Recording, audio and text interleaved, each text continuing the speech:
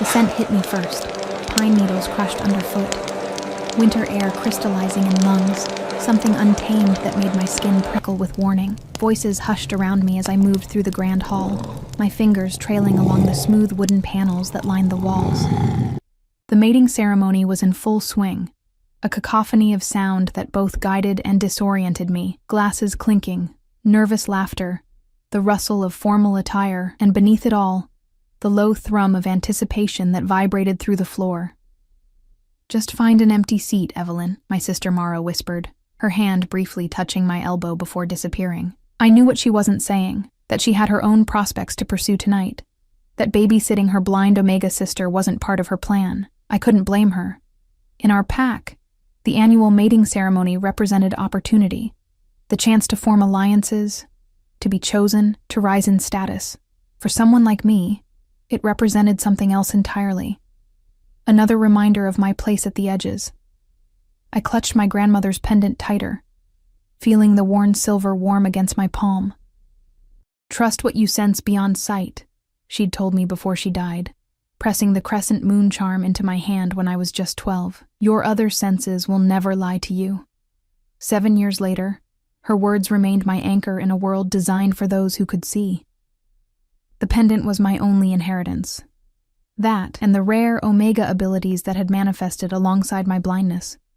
Our pack viewed these gifts as compensation for my defect, a cosmic balancing that still left me firmly at the bottom of our hierarchy, an Omega who could sense emotions, who could sometimes calm a room with her presence, but who needed a guide to navigate the simplest paths, hardly prime mating material. My cane tapped rhythmically as I moved forward, counting steps the way I always did. 27 from the entrance to where the tables began. The servers had described the layout earlier. 12 round tables arranged in a horseshoe, with the high table at the front, reserved for the visiting Alpha King and his delegation. Our own pack leaders would join them there, along with the most promising candidates for potential matches. I had been seated at table 9 near the back, a courtesy invitation extended to all unmated pack members of age, even those with no realistic prospects. Finding my assigned table proved more challenging than anticipated. The descriptions I'd been given didn't account for the crowd, for bodies shifting and moving in unpredictable patterns, for the disorienting effect of so many scents and sounds layered over one another. "Excuse me," I murmured repeatedly, moving carefully between clusters of people. Some shifted aside with murmured apologies. Others fell silent as I passed, their emotions hitting me in waves. Curiosity, pity, discomfort. I was used to it all. A sudden movement in the crowd pushed me sideways. My hip knocked against a chair, and I reached out to steady myself. Empty seat. Relief washed over me. I'd been wandering long enough to feel conspicuous, and the weight of attention, of being the spectacle, was something I tried to avoid. I slid into the chair gratefully, arranging my pale blue dress around me. The silence registered a moment later. It began near me and rippled outward like a stone dropped in still water. Conversations halted mid-sentence. Glasses stopped clinking. Even the ambient music seemed to fade. The silence had texture, a thickness that pressed against my skin.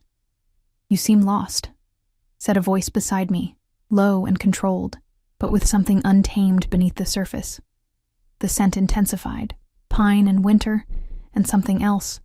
Something that made my Omega instincts simultaneously urge retreat and surrender. Power. It radiated from him like heat from a flame. "I was looking for table 9, I replied, keeping my voice steady despite the sudden dryness in my throat. "I apologize if I've taken someone's seat." A soft sound, almost a chuckle, but not quite. "You're at the high table. My table." Understanding crashed over me like ice water. The high table. The Alpha King's table. Horror rooted me to the spot as I realized my mistake. Of all the tables in the hall, I had blundered my way to the most forbidden one, had sat myself beside the most powerful shifter in 3 territories. "I'm so sorry," I whispered, gripping the edge of my seat to rise. "I didn't..." "Stay." One word, spoken quietly but with absolute authority. It wasn't a request. I froze, halfway between sitting and standing, acutely aware of the hundreds of eyes fixed on us, of the stunned silence that continued to blanket the room. No one approached. No one dared. "What's your name?" he asked, as casually as if we were alone rather than the focus of every person in the great hall. "Evelyn," I managed. "Evelyn Winters." "Sit down, Evelyn Winters." I sank back into the chair, my heart hammering against my ribs. My fingers found my grandmother's pendant again, rubbing the familiar pattern like a talisman. "You're blind." Not a question, but not accusatory either, simply an observation. "Yes." "And an omega." I nodded. "Yes," then remembered to speak. Interesting combination. There was something in his tone I couldn't quite identify. Curiosity, perhaps, or amusement. Neither seemed appropriate for an Alpha King addressing a blind Omega who had just committed a serious breach of protocol. The silence around us was beginning to break, small pockets of whispers erupting and spreading. I could feel the waves of shock, disapproval, and fascination washing over me from all directions.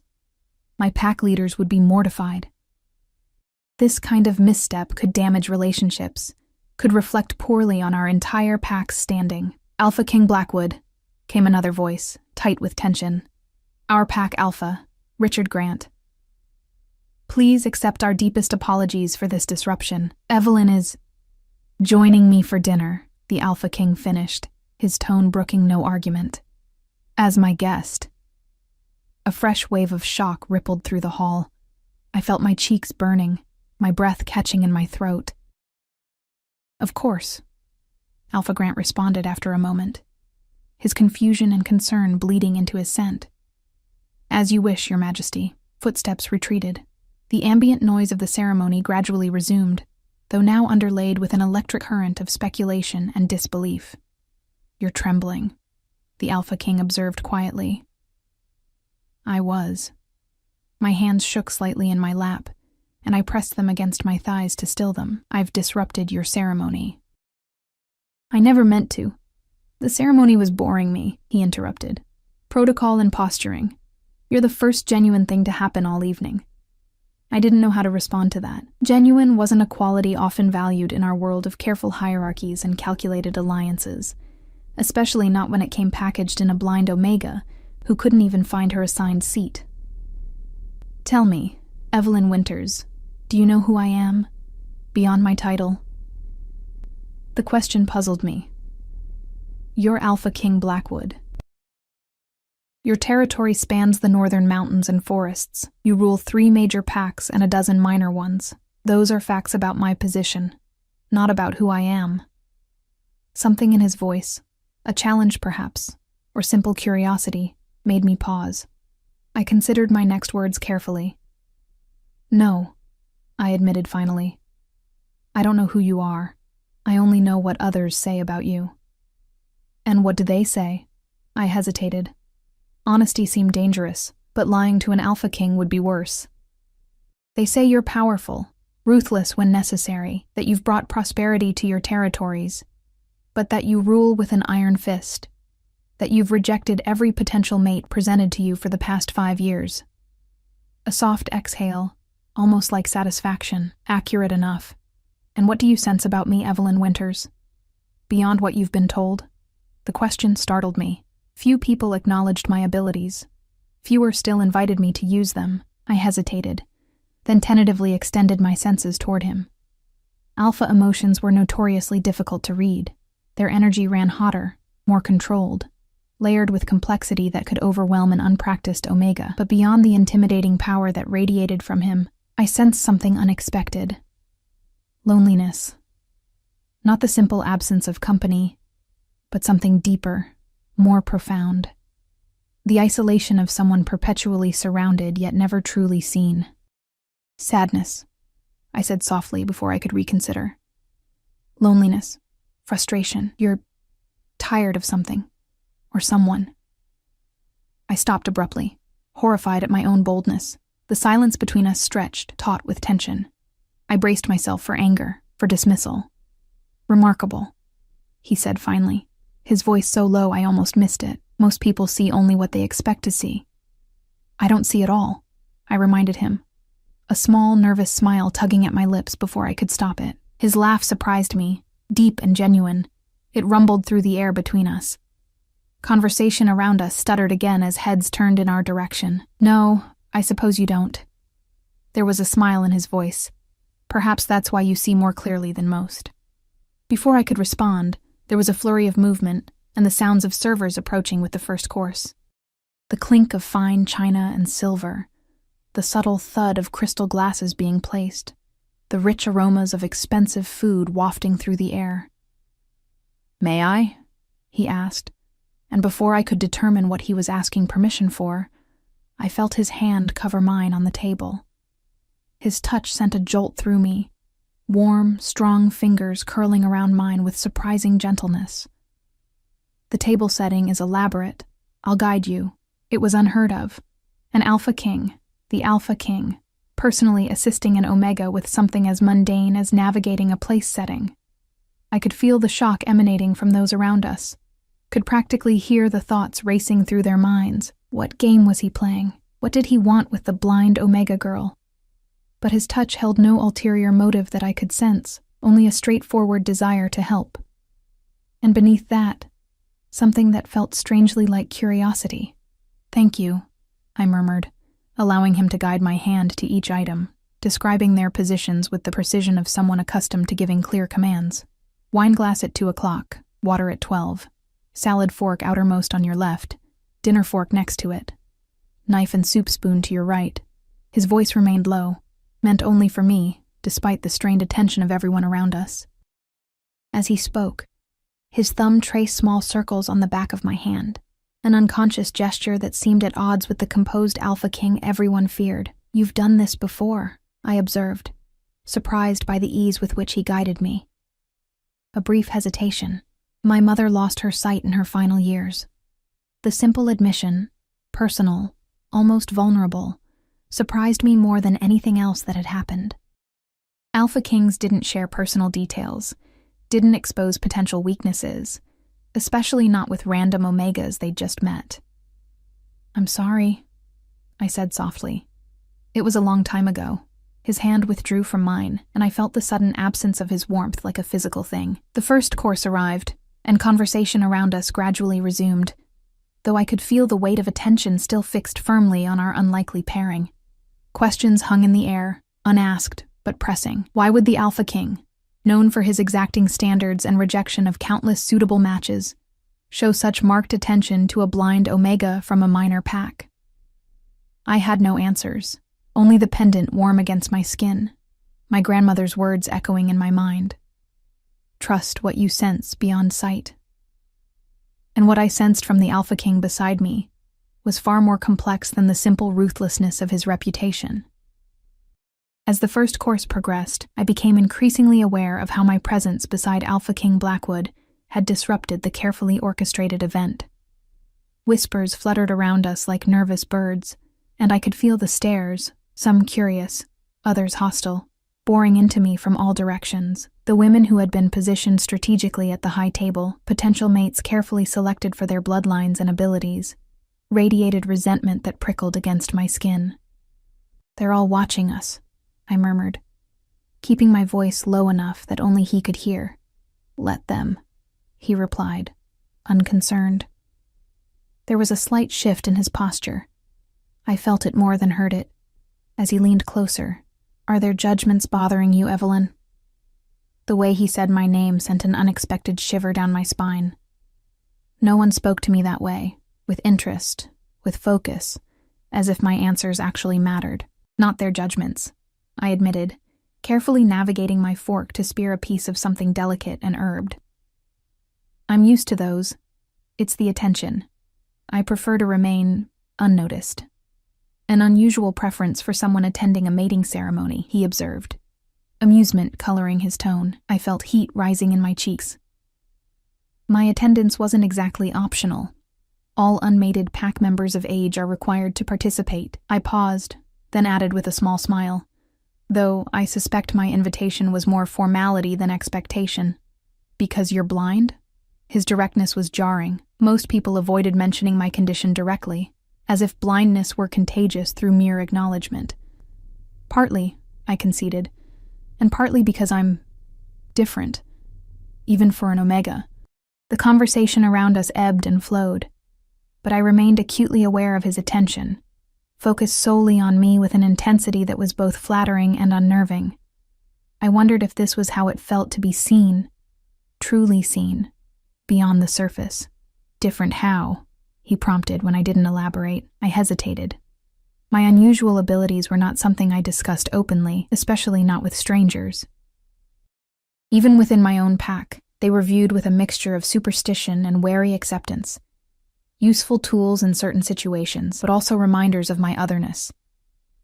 I sense things, I finally said, keeping my voice low.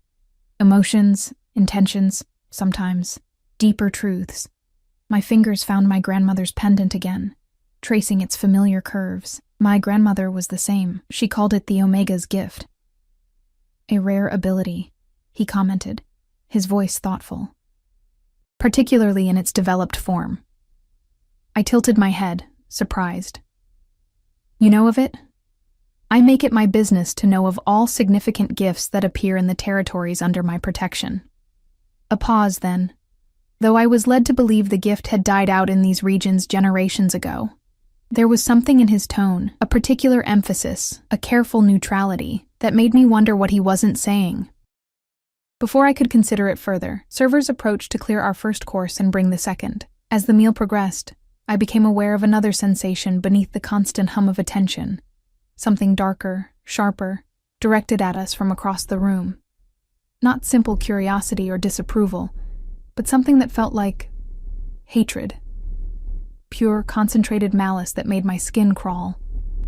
I stiffened involuntarily, my hand tightening around my fork. What is it? The Alpha King's question came immediately, his voice pitched low but alert. I hesitated, uncertain how to explain what I'd sensed without sounding paranoid. Nothing, probably. Just, someone doesn't appreciate your attention toward me. An understatement, but safer than voicing my true impression. He shifted beside me, the movement subtle but deliberate. Who? The directness of his question surprised me. I don't know. I can't see them, remember? I attempted a light tone, but it fell flat even to my own ears. But you can sense them, he countered. Your gift. Use it. It wasn't a request. Despite his gentle tone, the command of an alpha lay beneath the words. I drew a steady breath and extended my awareness outward, past the immediate bubble of attention surrounding us, seeking the source of that dark emotion. The effort made my temples throb. Sifting through the complex emotional landscape of a room filled with ambitious wolves was challenging enough under normal circumstances. Trying to isolate one specific thread amid the chaos was like searching for a particular grain of sand on a beach. But there, at the edge of my awareness, the malice pulsed again, sharper now that I was actively seeking it. I turned my head slightly, orienting toward it instinctively. Third table from the left, I murmured. Someone important. Their emotions have the weight of authority. I concentrated harder, pushing past the strain, not from our pack.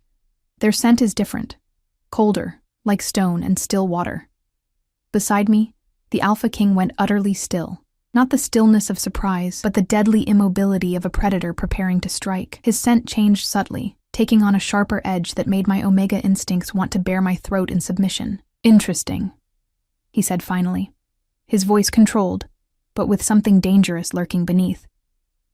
That would be Counselor Alessander from the Stone River Pack, an old acquaintance. The way he said acquaintance made it clear their relationship was anything but friendly. I felt a chill, wondering what history lay between them. He doesn't like me sitting here, I observed unnecessarily, a sound that might have been a laugh under different circumstances. No, I imagine he doesn't. But not for the reasons you might think. Before I could ask what he meant, he continued, "Tell me about your life, Evelyn Winters, beyond ceremonies and pack politics." The abrupt change of subject caught me off guard. My life? I repeated, momentarily flustered. It's ordinary mostly. I doubt that very much. The warmth had returned to his voice. Indulge me, so I did. I told him about growing up as the only blind wolf in our territory, about learning to navigate the world through sound and scent and touch, about my grandmother teaching me to control my empathic abilities before they overwhelmed me, about my small cottage at the edge of packlands, where I created herbal remedies and balms that the pack healer reluctantly admitted were more effective than his own. I grow the herbs myself, I explained, finding myself relaxing into the conversation despite the continued attention surrounding us. Gardening is soothing. Everything speaks to you through scent and texture. You don't need sight to know when a plant is thriving or suffering. You live alone? He asked, something unidentifiable in his tone. I nodded. Since my grandmother passed, she left me her cottage. My parents. I hesitated, old wounds still tender despite the years. They found my condition difficult to accept. They have their own lives now, in another territory. I didn't mention how they had gradually distanced themselves as it became clear my blindness wasn't temporary. How they had eventually relocated to a pack where no one knew they had produced a defective daughter. Only Mara had maintained contact, visiting occasionally out of duty more than affection. They abandoned you, not a question. His voice had gone cold again, with an edge that made me shiver. They made their choice, I said simply. I've made peace with it. A lie, but a necessary one. Some vulnerabilities were too raw to expose, even to, or perhaps especially to, an alpha king who had shown unexpected kindness. The main course arrived then, saving me from further discussion of my family. The rich aroma of roasted meat and herbs filled the air, and I heard the clink of wine being poured into glasses. "May I?" he asked again. And once more his hand covered mine, guiding me through the new arrangement on my plate. Venison at the center, roasted root vegetables at 4 o'clock. Wild mushroom sauce has been drizzled over the meat. His touch lingered longer than necessary, his thumb tracing small circles on my wrist that sent warmth spreading up my arm. The gesture seemed unconscious, intimate in a way that made my heart beat faster. "Thank you," I murmured, hyper-aware of his proximity, of the subtle spice and wood smoke scent that was uniquely his. "You're trembling again," he observed quietly. I was. "But not from fear this time. The room is warm," I replied, a half-truth that sounded unconvincing even to my own ears. He made a non-committal sound that suggested he knew exactly why I was trembling and found it satisfying. The conversation around us had largely resumed its normal flow, though I remained aware of the undercurrent of speculation, of eyes that continuously darted in our direction. Most shocking of all was the lack of intervention from my own pack leaders. Under normal circumstances, my presence at the high table, my interaction with the Alpha King, would have been swiftly corrected. Yet no one approached. No one attempted to remove me or apologize for my continued imposition. It was as if an invisible barrier surrounded us, keeping others at bay. Or perhaps it was simply fear of the Alpha King's unpredictable reaction that prevented interference. "They're afraid of you," I said suddenly, the realization crystallizing. "Yes." No denial, no false modesty, just simple acknowledgement of fact. "Why?" He was silent for a moment, considering. "Power requires respect. Respect often comes through fear. Is that what you want? To be feared?" The question was too bold, too personal for an Omega addressing an Alpha King. I bit my lip, regretting the words as soon as they left my mouth. But instead of anger, I sensed something like surprise from him, followed by genuine consideration. "What I want," he said finally, his voice so low I had to lean closer to hear him, "is rarely considered relevant, even by those closest to me." The admission, stark in its honesty, caught me off guard. Before I could respond, a commotion at the entrance to the hall caught everyone's attention. The doors swung open with unnecessary force, and a new scent entered the room, similar to the Alpha King's in its base notes of authority and power, but overlaid with something sharper, more aggressive. "My apologies for the late arrival," announced a male voice, loud enough to carry throughout the hall. The hunt took longer than anticipated. The Alpha King beside me went rigid. "My brother," he said, his voice neutral in a way that suggested carefully controlled emotion. "Prince Cyrus." The newcomer's footsteps approached the high table directly, his movements confident, almost swaggering. I felt the air shift as he neared, sensed the way conversation dimmed in his wake. "Brother," the prince said, his voice dripping with false warmth, "how good of you to save me a seat at your table." A pause, then, with obvious surprise, "Though I see you've found yourself—" Unexpected company. I felt his gaze on me like a physical touch, assessing and dismissive all at once. My fingers tightened around my grandmother's pendant, drawing strength from its familiar contours. "Prince Cyrus," the Alpha King said, his tone carrying a warning that even I, an outsider, could recognize. "May I present Evelyn Winters? She is my guest this evening." A blind Omega? The prince made no attempt to disguise his disbelief or the contempt that colored his words. "Really, Dominic, even for you, this is an unusual choice of entertainment." The Alpha King, Dominic, rose from his seat in one fluid motion. The temperature in the room seemed to drop several degrees as his power unfurled, pressing down on everyone present with palpable force. "Apologize," he commanded, the single word laced with alpha authority that made my knees weak even though I remained seated. Silence fell across the hall once more, heavier than before. I sensed hundreds of eyes fixed on the tableau we created. The standing Alpha King, radiating cold fury, the prince, whose surprise had shifted to calculation, and me, caught between them, uncertain and increasingly uncomfortable.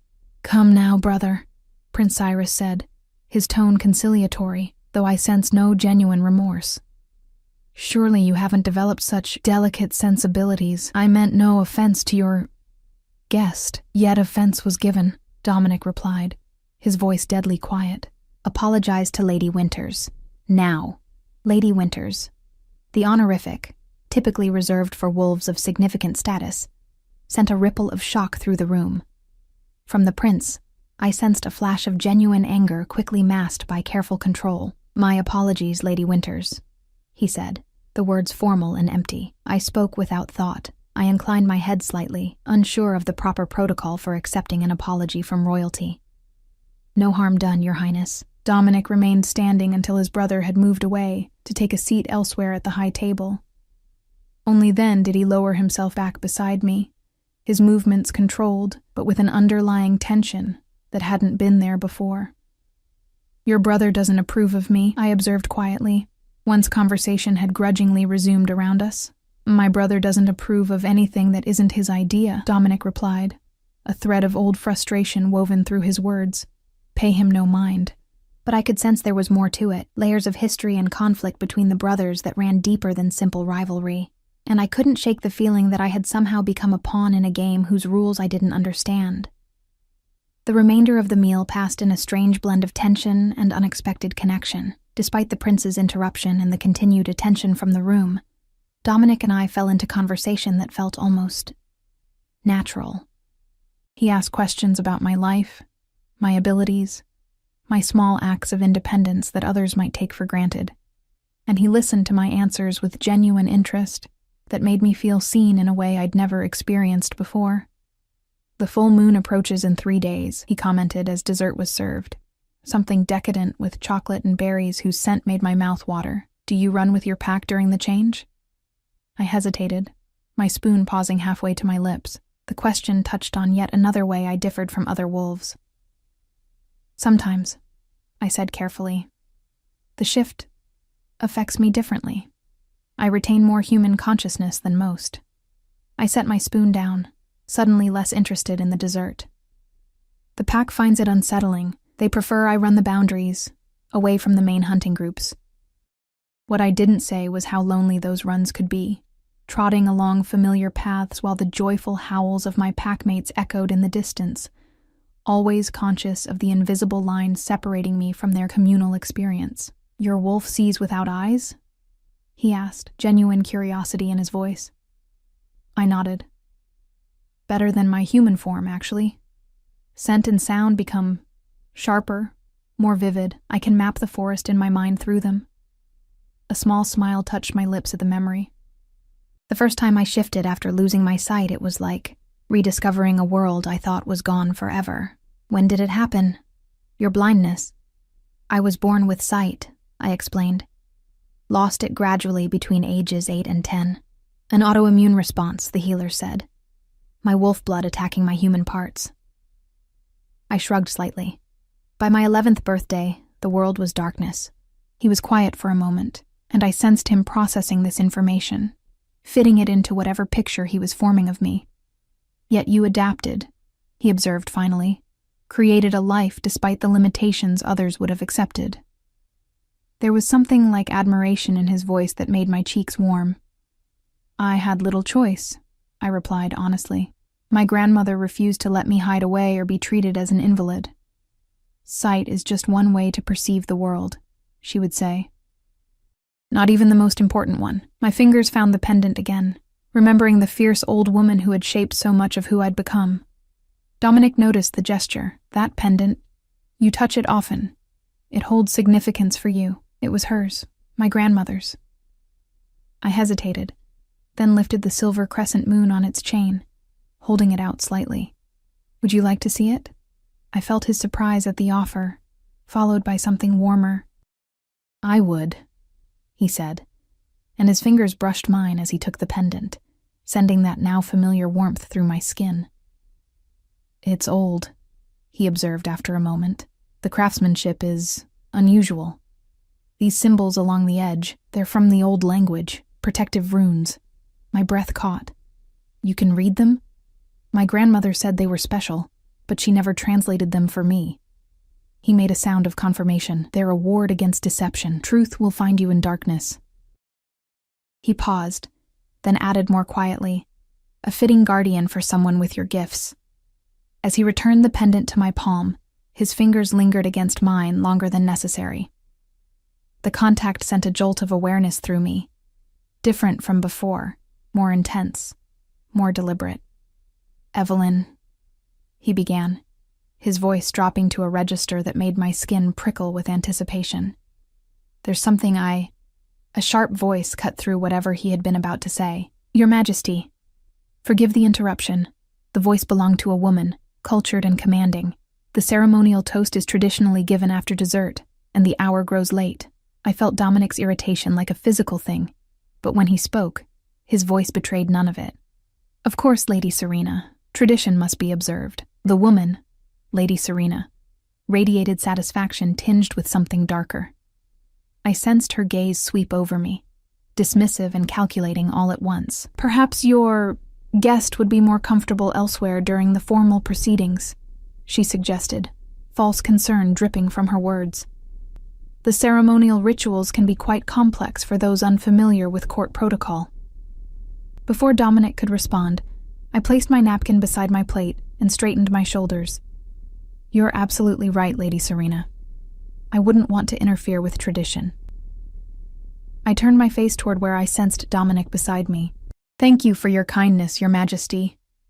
It was an unexpected honor. I made to rise, determined to exit with whatever dignity I could salvage. This strange interlude, whatever it had been, was clearly coming to its inevitable end. Reality was reasserting itself. But Dominic's hand caught mine beneath the table, his grip firm but gentle. Stay, he said, and though his voice remained level, I felt the command beneath it, not alpha compulsion, but something equally powerful. Lady Serena, inform the Master of Ceremonies that we'll begin the toast shortly. Her displeasure radiated from her in waves, but she had no choice but to acquiesce. As you wish, Your Majesty. As her footsteps retreated, I turned toward Dominic in confusion. Why did you do that? She's right. I don't belong here during the formal rituals. You belong where I say you belong, he replied, a hint of that dangerous alpha tone returning. Then, more gently, and I find I prefer your company to that of those who have been carefully selected to please me. The admission sent a flutter through my chest that I tried desperately to suppress. This wasn't real. Couldn't be real. Alpha Kings didn't form genuine connections with blind Omegas from minor packs. Whatever game he was playing, whatever momentary amusement I provided, it would end tonight when the ceremony concluded. To imagine otherwise was dangerous foolishness. The toast, I said, forcing practicality into my voice. What does it involve? He seemed to accept the change of subject, though I sensed reluctance. It's simple enough. As visiting Alpha King, I will stand and offer words about the alliance between our territories, the importance of strong bonds between packs, and then formally open the courtship period. Courtship period? I asked, puzzled. The mating ceremony isn't merely a single night, he explained. It marks the beginning of a 3-month period during which formal courtships may be initiated. Tonight is about first impressions, initial attractions. The real negotiations come later.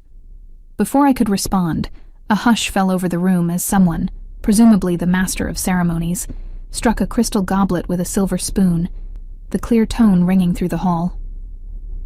"Distinguished guests," announced a formal voice, "we have arrived at the ceremonial toast. I invite His Majesty, Alpha King Dominic Blackwood, to address the gathering." Beside me, Dominic rose smoothly to his feet. His presence seemed to expand, filling the room with quiet authority that commanded attention without effort. I felt the focus of the entire hall shift to him, hundreds of eyes fixed on his figure. "Honored Alphas, respected pack members," he began, his voice carrying effortlessly to every corner of the hall. "We gather tonight as we have for generations, to celebrate the bonds between our territories, to strengthen old alliances and forge new ones." His speech continued, touching on shared history, mutual protection, and the prosperity that came from cooperation. His words were perfectly appropriate, traditionally minded, and yet something about his delivery felt perfunctory, as if he were reciting lines he had spoken many times before without true investment. "As is tradition," he continued, approaching what I assumed was the conclusion, "tonight marks the opening of the formal courtship period.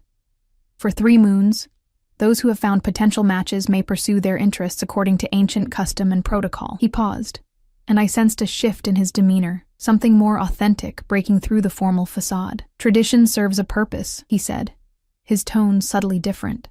"It provides structure, continuity, a bridge between past and future. But tradition without growth becomes stagnation. Ritual without meaning becomes empty performance." A murmur rippled through the crowd. This was clearly not part of the expected speech. "I have attended 7 mating ceremonies as Alpha King," Dominic continued, an edge entering his voice. "I have observed the rituals, spoken the words, and watched the same elaborate dance of politics and positioning play out year after year. I have been presented with candidates deemed suitable based on bloodlines, political advantage, and superficial qualities that have little bearing on true compatibility." The murmur grew louder. I felt the shock emanating from the crowd, the uncertainty and confusion. Beside me, Prince Cyrus's emotions spiked with alarm, and something that felt almost like glee. "Tonight," Dominic said, his voice cutting through the growing whispers, "something unexpected occurred, something genuine in the midst of calculation. And it has reminded me of what these ceremonies were originally intended to celebrate. Not strategic alliances, but authentic connection." My heart began to pound as I sensed his attention shift toward me. Surely he wasn't. "Therefore, I am exercising my right as Alpha King to formally declare my interest in courtship." The hall erupted in excited whispers. This was clearly unexpected, but not unprecedented. The visiting Alpha King choosing a mate from among the candidates was a coup for any pack. But then Dominic continued, his voice cutting through the speculation. "My interest is in Evelyn Winters of the Crescent Valley pack." Silence. Complete stunned silence fell over the entire hall. My ears rang with shock. I couldn't have heard correctly. The Alpha King had just publicly declared interest in me, a blind Omega with no status, no political value, nothing to recommend me except what? What possible reason could he have for such a declaration? I felt hundreds of emotions hitting me at once from all directions: shock, outrage, disbelief, jealousy, calculation, triumph, fury. The onslaught was overwhelming, making my head spin and my breath catch. "This is absurd." The voice belonged to Prince Cyrus, who had apparently risen to his feet. "Brother, you cannot be serious. She's blind, an Omega, from a minor pack with no strategic value. The council will never. The council does not select my mate." Dominic cut in, his voice deadly quiet. "That right belongs to me alone, as written in our most ancient laws." But she's... Enough. The single word carried such alpha command that even I felt its force like a physical pressure. My declaration stands. I sat frozen, unable to process what was happening. This couldn't be real. It had to be some kind of political maneuver. Some game being played between brothers or between rival factions that I didn't understand. Evelyn. Dominic had turned toward me, his voice gentler. I formally request your permission to court you according to pack law. You are under no obligation to accept. Another shock rippled through the room at these words. An Alpha King asking permission rather than simply claiming what he wanted. It was unprecedented. I swallowed hard, trying to find my voice despite the chaos of emotions swirling around me, despite my own confusion and disbelief. Your Majesty, I began, my voice embarrassingly unsteady. I don't understand. We've only just met. You know nothing about me. I know more than you might think, he replied, something enigmatic in his tone, and I wish to know more still. That is the purpose of courtship, is it not? A flash of anger cut through my confusion. Was this a joke to him? Some amusement to break the monotony of formal proceedings? With respect, Your Majesty, I said, keeping my voice low enough that only those at our table could hear. I have no interest in being a novelty or a political statement. Instead of anger, I sensed something like admiration from him. Good, he said simply. Neither do I. Before I could respond, another voice cut through the tension. Alpha Grant of my own pack, his tone a strange mixture of deference and disbelief. Your Majesty, while we are honored by your interest in one of our pack members, perhaps this discussion would be better continued privately after the ceremony has concluded. Dominic considered this for a moment. You're right, Alpha Grant. The formal proceedings should continue. He raised his voice to address the entire hall once more. The courtship period is now open. May the moon guide each of you to worthy matches. With those traditional words, he sat down beside me again, seemingly unconcerned with the chaos his announcement had caused. Around us, conversation slowly, reluctantly resumed, though now entirely focused on what had just transpired. You've created quite a stir, I observed, still trying to process what had happened. Good, he replied, and I could hear the smile in his voice. These ceremonies have become far too predictable. Is that what this is about? Disrupting expectations? He was quiet for a moment, and when he spoke again, his voice had lost its lightness. No, Evelyn. It's about something far more important than that. Then what? I asked, frustration finally breaking through my composure.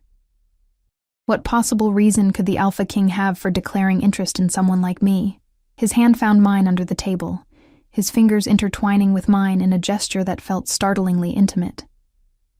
Because when you sat beside me, he said quietly, you were the only person in this room who saw me as a man rather than a crown. And that, Evelyn Winters, is rarer than you could possibly imagine. His words left me speechless, a flutter of something dangerous, something like hope, rising in my chest despite my determination to remain practical. Before I could formulate a response, a new commotion drew the attention of the hall. The main doors swung open with ceremonial slowness, and a hush fell over the gathering. The scent that entered was unfamiliar, yet carried notes that reminded me of Dominic and Cyrus, family resemblance in olfactory form. The Queen Mother, Dominic murmured beside me, his hand withdrawing from mine as he rose to his feet. Around us, chairs scraped, as others followed suit in a wave of deference. I stood as well, uncertain of the protocol, but unwilling to remain seated when everyone else had risen. The Queen Mother's footsteps approached with measured dignity, accompanied by the subtle rustle of expensive fabric and the faint chime of jewelry. My son, she greeted, her voice cultured and controlled. I apologize for my late arrival. The journey from the Northern Palace was delayed by unexpected weather. Mother, Dominic replied, formality edging his tone. We're honored by your presence. I sensed her attention shift, focusing on me with laser precision. Her assessment was palpable, like fingers brushing across my skin. And this must be the Omega who has caused such a stir, she observed, her tone revealing nothing of her thoughts. I received an urgent message from Counselor Alessander just as I arrived. He seemed concerned about your announcement." Of course he had. I suppressed a grimace, imagining the frantic communications that must have been happening behind the scenes while Dominic and I sat talking about herbs and moonlight runs. "Evelyn Winters," Dominic said. "May I present Queen Mother Alara Blackwood?" I dipped into what I hoped was an appropriate curtsy. "Your Majesty, it's an honor."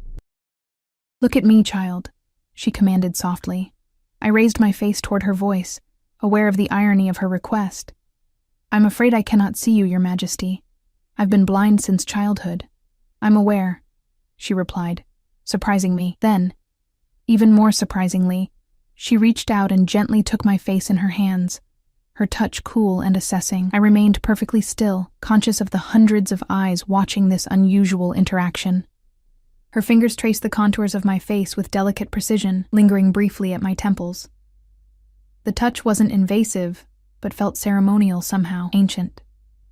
"Interesting," she murmured, so quietly that perhaps only Dominic and I could hear. Her hands fell away. "You have your grandmother's features, especially around the eyes." I froze. "You knew my grandmother?" The Queen Mother didn't answer directly. Instead, she turned to address her son. "A private word, Dominic. Now." It wasn't a request. Despite his status as Alpha King, Dominic acquiesced with a brief nod. "Of course, Mother." He turned to me. "Excuse me for a moment, Evelyn." I nodded, suddenly feeling very alone as they moved away, their footsteps receding toward what I assumed was a side chamber off the main hall. Conversation resumed around me in a rush, like a dam breaking, but no one approached. I was left standing awkwardly, unsure whether to remain at the high table or retreat to somewhere less conspicuous. "Well, well," came Prince Cyrus's voice as he slid into the seat beside me. "Left to fend for yourself already. That didn't take long." I stiffened but kept my expression neutral as I carefully sat down again. "Prince Cyrus, how may I help you?" He laughed, the sound lacking genuine humor. "Help me? That's rich." "No, little Omega, I think the question is how I might help you." "I wasn't aware I needed help," I replied, keeping my voice level despite the unease his presence stirred. "Oh, but you do." He leaned closer, his breath warm against my ear. "You've been thrust into a game whose rules you don't understand, pieces moving around you that you can't see. Literally." He chuckled at his own joke. "My brother has placed you in a very precarious position." I turned my face toward him, refusing to be intimidated. "And you're concerned for my welfare? How thoughtful." "Let's call it curiosity," he replied, unperturbed by my sarcasm. "I wonder what my brother sees in you that warranted such a dramatic declaration. You're pretty enough, I suppose, in a delicate, breakable way, but hardly the stuff of royal consorts." The insult stung, but I refused to show it. "Perhaps your brother values qualities beyond the superficial." Cyrus laughed again. "My brother values power and control above all else. Don't delude yourself into thinking otherwise." He paused, then added in a lower voice, "Did he tell you about the others?" Despite myself, I took the bait. "Others?" "The other Omegas who caught his attention over the years. Special, unique little things. Like you, who briefly captured his interest before he discarded them." His voice dripped with false sympathy. "They never lasted long. A moon cycle, perhaps 2. Just long enough to satisfy his curiosity." Each word was designed to plant seeds of doubt, and I hated that they found fertile ground in my own insecurities. Of course this wasn't real. How could it be? Men like Dominic Blackwood didn't genuinely pursue women like me. But before the doubts could fully take root, I remembered my grandmother's pendant. Remembered its purpose. Truth will find you in darkness. I reached for my gift, extending it toward Cyrus, seeking the emotions beneath his carefully crafted words. What I found confirmed my suspicions. No concern, only calculation. Jealousy, resentment, and something darker, fear. He feared his brother's interest in me, though I couldn't yet understand why. "You're lying," I said quietly, certainty strengthening my voice. "Or at least, not telling the whole truth." He stiffened beside me, his surprise evident in the sudden shift of his scent. You can't possibly— I can sense emotions, Your Highness, I interrupted, turning to face him more directly. And yours tell me far more than your words. For a moment, he said nothing. Then he laughed, this time with what sounded like genuine appreciation. Well played, little Omega. Perhaps my brother's interest isn't so mysterious after all. He rose from his seat. A word of advice, though. Sensing emotions is one thing. Understanding the politics of royal courts is quite another. Tread carefully. With that parting shot, he moved away, leaving me alone with my thoughts and the weight of attention that still hadn't fully abated. Minutes later, I sensed Dominic's return before I heard his footsteps. His emotions reached me first, determination tinged with something like wonder, and beneath it all, a fierce protectiveness that made my heart skip. "Evelyn," he said as he reached me, his voice low and urgent. "Come with me." I rose, allowing him to take my elbow and guide me away from the table. The touch of his hand sent that now familiar warmth through me, but I forced myself to focus. "Your brother paid me a visit while you were gone," I murmured as we walked. "He was informative." Dominic's grip tightened slightly. "Whatever he told you was meant to plant doubts," I finished for him. "I know, but it does raise questions." I paused as we reached what felt like a quieter corner of the hall. "Why me, Dominic?" "The truth." He was silent for a moment, and I sensed him organizing his thoughts. When he spoke, his voice had dropped to a register meant only for me. "My mother knew your grandmother," he began, confirming what I'd suspected from the Queen Mother's strange comment. "Not just knew her, they were friends, allies in a time of great upheaval for our kind." I frowned, confused. My grandmother was a healer in a small pack. "How would she have known the Queen? Your grandmother was more than that," he said gently, "much more.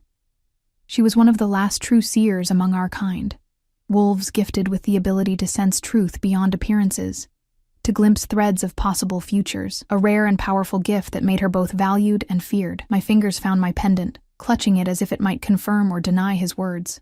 "She never told me. She was protecting you," he continued. "When the gift began to manifest in you as a child, she reached out to my mother. They agreed it would be safer if you remained hidden, unremarkable. Your blindness, while truly unfortunate, provided the perfect cover. Who would suspect a blind Omega of possessing one of the most coveted abilities among our kind?" My mind raced, trying to absorb this revelation. "But you knew. Somehow, you knew who I was before tonight." He nodded. I felt the movement through his hand still on my arm. "My mother told me years ago about the granddaughter of the last seer, hidden away in the Crescent Valley pack. I've kept watch over you from a distance, ensuring your safety without revealing your importance." A chill ran through me as pieces began falling into place. "The invitation to tonight's ceremony. It wasn't routine at all, was it?"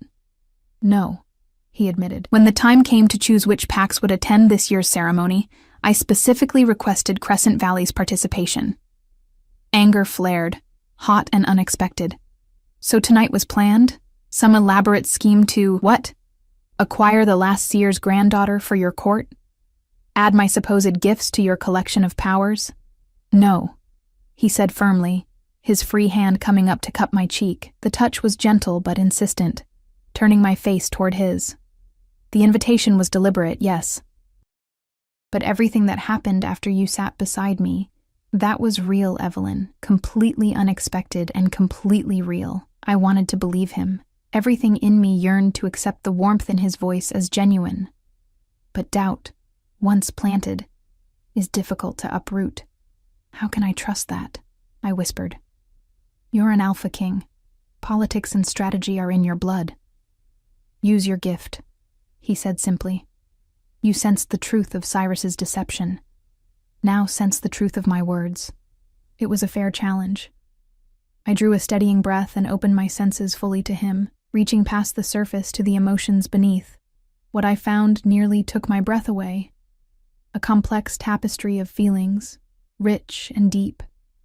Admiration, fascination, protectiveness, and something tender unfurling at its center, new, but growing stronger by the moment.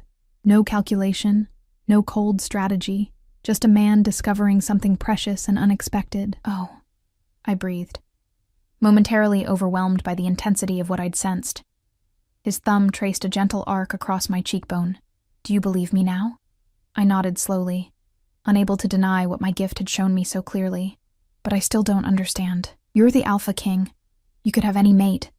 Someone who would bring political advantage, military strength, ancient bloodlines. I've been offered those matches for years, he replied, a hint of his earlier frustration returning. Partnerships built on everything except what truly matters. His voice softened. Tonight, when you sat beside me, when you saw past the crown to the man beneath, you gave me something I haven't experienced in years. A genuine connection, free from calculation or agenda. My heart pounded as he continued, his voice dropping lower. And when I sensed your gift, the true depth of it, far stronger than even my mother had described, I understood why fate had brought you to my table tonight. The last seer's granddaughter and the Alpha King, both trapped by expectations neither of us chose. So what happens now? I asked, hardly daring to breathe. Now, he said, I formally request your permission to court you, Evelyn Winters, not because of your lineage or your gift, but because I wish to discover if what began tonight might grow into something neither of us expected to find. The sincerity in his voice was unmistakable, even without my gift to confirm it. Still, caution made me hesitate. Courtship doesn't mean commitment, I said carefully. It means time to learn whether we suit, whether this connection is real, or simply the novelty of something unexpected. He laughed softly, the sound warming me from within, practical even now. Yes, that's exactly what it means. I took a deep breath, aware that my next words would set me on a path from which there would be no easy return. Then yes, Alpha King Dominic Blackwood, you have my permission to court me according to pack law. His relief and joy washed over me like a physical touch. Before I could react, he raised my hand to his lips, pressing a kiss to my knuckles that sent electricity racing up my arm. The ceremony will conclude soon, he murmured against my skin, and then we'll have much to discuss, away from prying eyes and ears. As if his words had summoned them, I sensed approaching footsteps, multiple sets, moving with purpose. Your Majesty, came Counselor Alessander's voice, tightly controlled, but with undertones of barely suppressed outrage. The council requests an immediate audience regarding your unprecedented announcement. Dominic straightened, but didn't release my hand. The council's concerns can wait until morning, Counselor. The ceremony is not yet concluded. With respect, Your Majesty, another voice interjected, female, authoritative, likely another council member. This matter requires immediate attention. The political implications alone are mine to consider, Dominic finished firmly. I have made my declaration according to ancient law. The council has no authority to question it. The tension in the air thickened, a subtle power struggle unfolding around me. I felt Dominic's anger building, controlled but potent, and instinctively placed my free hand on his arm. The touch was light, but I sent a gentle wave of calm through our contact, not manipulation, merely a reminder of peace. He responded immediately, his energy settling beneath my touch. The council members must have sensed the shift, as their own stances became less confrontational. Very well, Your Majesty, Counselor Alexander conceded, though reluctance colored every word. In the morning, then, though I must insist that the traditional protocols for royal courtship be strictly observed. Of course. Dominic agreed smoothly. Lady Winters and I will honor all traditions appropriate to her status. My status. A blind omega from a minor pack, suddenly thrust into the political spotlight. The thought was terrifying. As the council members retreated, I turned to Dominic. I don't know the first thing about royal courtship protocols. You'll learn, he assured me, his thumb tracing circles on the back of my hand in that now familiar gesture. And you won't be alone. My mother has already expressed her intention to guide you. That was both reassuring and intimidating. She approves, then? Of this? I gestured vaguely between us. She recognized your gift immediately, he said. And she remembers your grandmother with great fondness. But more than that. He paused, a smile in his voice. She saw how I look at you. Heat rose to my cheeks. "And how is that, exactly?" "Like a man who has found something long searched for," he replied simply. "Something precious and unexpected." Before I could respond to this disarmingly honest admission, the master of ceremonies announced the formal conclusion of the evening's events. Around us, chairs scraped as people rose, conversation building as the hall began to empty. "Your pack will be returning to their territory tonight," Dominic said, his voice taking on a practical tone. "But as my declared courtship interest, you're entitled to remain as a royal guest if you wish." The implication, leaving behind everything familiar to stay in an unknown palace, sent a flutter of anxiety through me, yet the alternative, returning to my solitary cottage, pretending this night had never happened, seemed equally impossible. "I have nothing with me," I said practically. "No clothes, no personal items.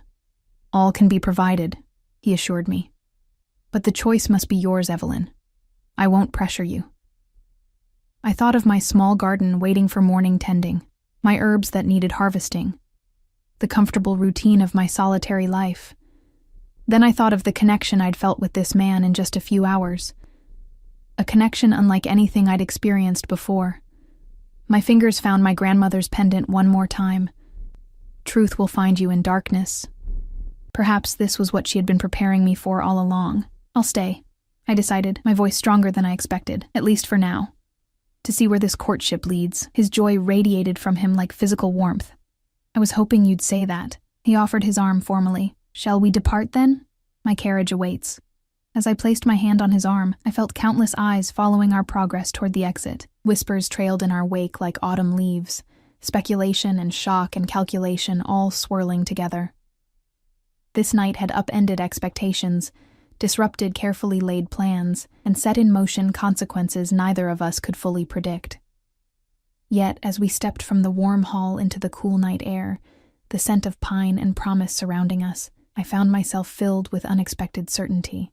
Whatever came next, whatever challenges awaited the blind Omega and the Alpha King, we would face them together. The future might be as dark to me as the present, but for the first time in years, I wasn't afraid of what I couldn't see. Some things, after all, were clearer when viewed with the heart, rather than the eyes. And as Dominic helped me into his carriage, his hand steady and warm around mine, I realized that my grandmother had been right all along. I had always possessed everything I needed to find my way through the darkness. I just hadn't expected that the path would lead me here, to a royal carriage, to a new beginning, to the side of an Alpha King who had somehow seen past my blindness to the truth of who I was. As the carriage began to move, carrying us away from the mating ceremony that had changed everything, Dominic's fingers intertwined with mine, a silent promise of what was to come. "What are you thinking?" he asked softly. I smiled, turning my face toward his voice, that sometimes the most important things in life are the ones we never see coming. His answering laugh was warm and genuine, wrapping around me like an embrace. "In that, Evelyn Winters, we are perfectly matched." And as we rode through the night toward a future neither of us had anticipated at the day's beginning, I felt the weight of my grandmother's pendant against my skin, a reminder that some bonds are forged by forces beyond our understanding, connecting us across time and circumstance to exactly where we're meant to be. The ceremony that had started with an accident had ended with a beginning. And for once I didn't need sight to know that the path ahead, though uncertain, was exactly the one I was meant to walk.